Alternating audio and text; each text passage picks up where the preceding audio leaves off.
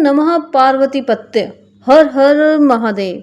भगवान शिव की असीम कृपा से आज हम सोमवार व्रत कथा का श्रवण करने जा रहे हैं। कथा का पूर्ण फल पाने के लिए कथा को अंत तक अवश्य सुने।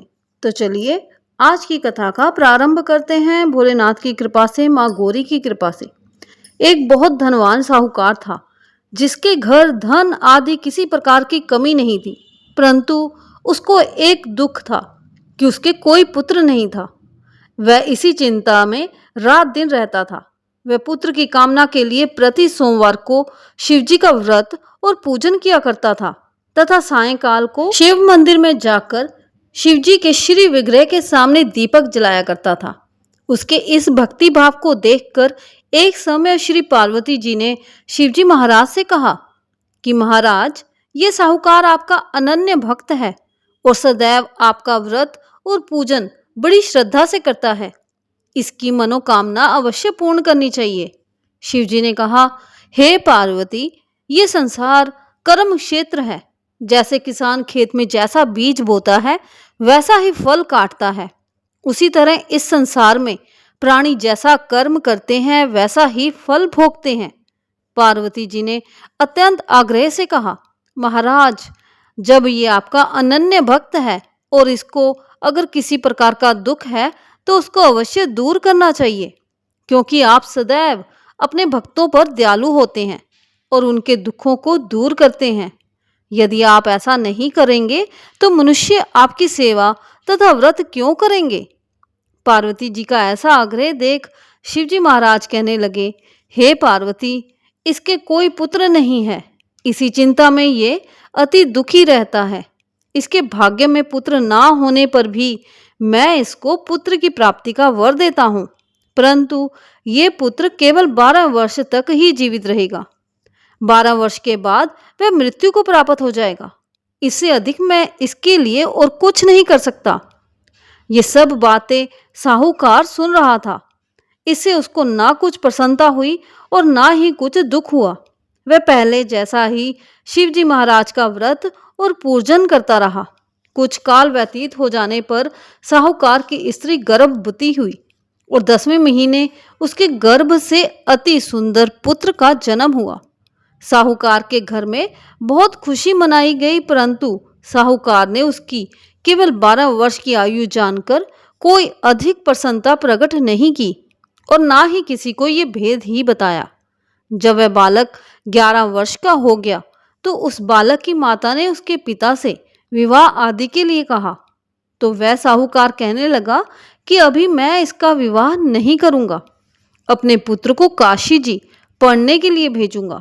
फिर साहूकार ने अपने साले अर्थात बालक के मामा को बुला उसको बहुत सा धन देकर कहा, तुम इस बालक को काशी जी पढ़ने के लिए ले जाओ और रास्ते में जिस स्थान में भी गुजरो यज्ञ करते और ब्राह्मणों को भोजन कराते जाना। वे दोनों मामा भांजे यज्ञ करते और ब्राह्मणों को भोजन कराते जा रहे थे। रास्ते में उनको एक शहर पड़ा।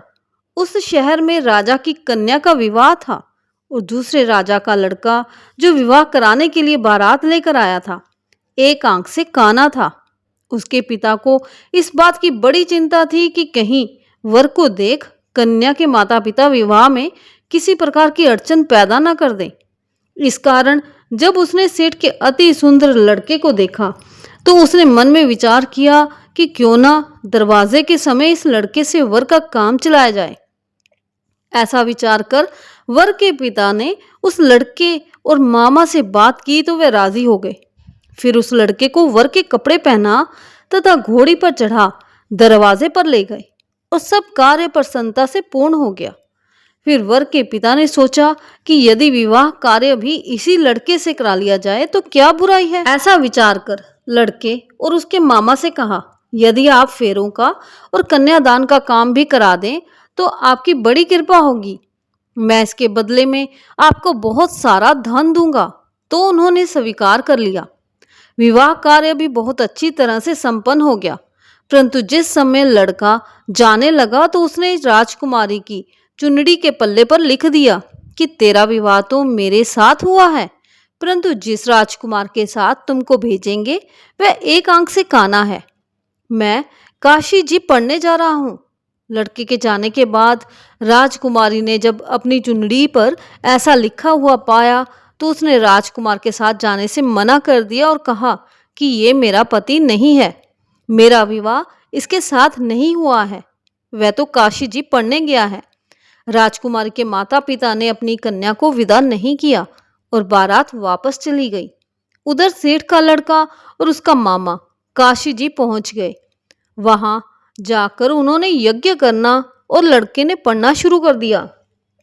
जब लड़के की आयु 12 वर्ष की हो गई, उस दिन उन्होंने यज्ञ रचा रखा था कि लड़के ने अपने मामा से कहा, मामा जी आज मेरी तबीयत कुछ ठीक नहीं है। मामा ने कहा, अंदर जाकर सो जाओ। लड़का अंदर जाकर सो गया और थोड़ी देर में उसके प्राण निकल गए। जब उसके मामा ने आकर देखा कि वह मुर्दा पड़ा है तो उसको बड़ा दुख हुआ और उसने सोचा कि अगर मैं अभी रोना पीटना मचा दूंगा तो यज्ञ का कार्य अधूरा रह जाएगा। अतः उसने जल्दी से यज्ञ का कार्य समाप्त कर ब्राह्मणों के जाने के बाद रोना पीटना आरंभ कर दिया। संयोगवश उसी समय शिव और पार्वती जी उधर से जा रहे थे। जब उन्होंने जोर जोर से रोने की आवाज सुनी तो पार्वती जी कहने लगी, महाराज कोई दुखिया रो रहा है, इसके कष्ट को दूर कीजिए।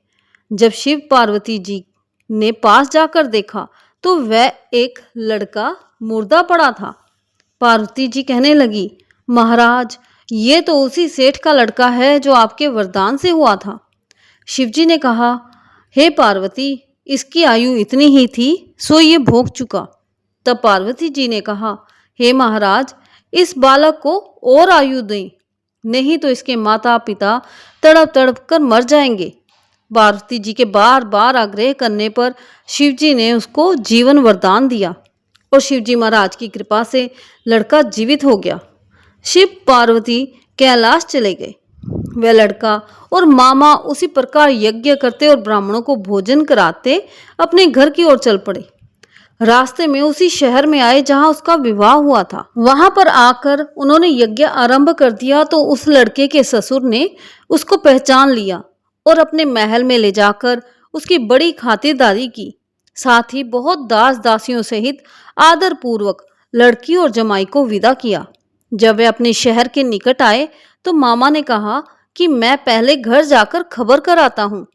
जब उस लड़के का मामा घर पहुंचा तो लड़के के माता पिता घर की छत पर बैठे थे और ये प्रण कर रखा था कि यदि हमारा पुत्र सकुशल लौट आया तो हम राजी खुशी नीचे आ जाएंगे, नहीं तो छत से गिरकर अपने प्राण दे देंगे। इतने में उस लड़के के मामा ने आकर ये समाचार दिया कि आपका पुत्र आ गया है, तो उनको विश्वास नहीं आया।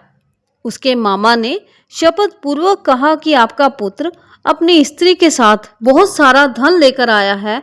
तो सेठ ने आनंद के साथ उसका स्वागत किया और बड़ी प्रसन्नता के साथ रहने लगे। इसी प्रकार से जो कोई भी सोमवार के व्रत को धारण करता है अथवा इस कथा को पढ़ता व सुनता है उसकी समस्त मनोकामनाएं पूर्ण होती हैं। हर हर महादेव, जय भोलेनाथ। ओम जय शिव ओमकारा, बोलो हरि शिव ओमकारा। ब्रह्मा विष्णु सदा शिव अर्धांगी धारा। ओम जय शिव ओमकारा। एकानन चतुरानन पंचानन राजे, हंसानन गरुड़ासन वृषवाहन साजे। जय शिव ओमकारा। दो भुज चार चतुर्भुज 10 भुज ते सोहे, तीनों रूप निरखता त्रिभुवन जन मोहे। जय शिव ओमकारा। अक्षमाला वनमाला मुंडमाला धारी, चंदन मृग मद सोहे भोले शुभकारी। जय शिव ओमकारा। श्वेतांबर पीतांबर बागंबर अंगे, सनकादिक ब्रह्मादिक भूतादिक संगे। जय शिव ओमकारा। कर मध्य सुकमंडल चक्र त्रिशूल धरता, जग करता जग भरता जग करता जग हरता जग पालन करता, जय शिव ओमकारा। ब्रह्मा विष्णु सदाशिव जानत विवेका, प्रणवाक्षर के मध्य ये तीनों एका, जय शिव ओमकारा। काशी में विश्वनाथ विराजत नंदी ब्रह्मचारी, नित उठी भोग लगावत महिमा अति भारी, जय शिव ओमकारा। त्रिगुण स्वामी जी की आरती जो कोई निस गावे, कहत शिवानंद स्वामी कहत हरि हर स्वामी, सुख संपत्ति पावे, जय शिव ओमकारा। जय शिव ओमकारा, बोलो हरि शिव ओमकारा। ब्रह्मा विष्णु सदाशिव अर्धांगी धारा, जय शिव ओमकारा। भोलेनाथ और माँ गौरी के आशीर्वाद से आप सभी की झोलियां खुशियों से भरी रहे। हर हर महादेव, जय भोलेनाथ।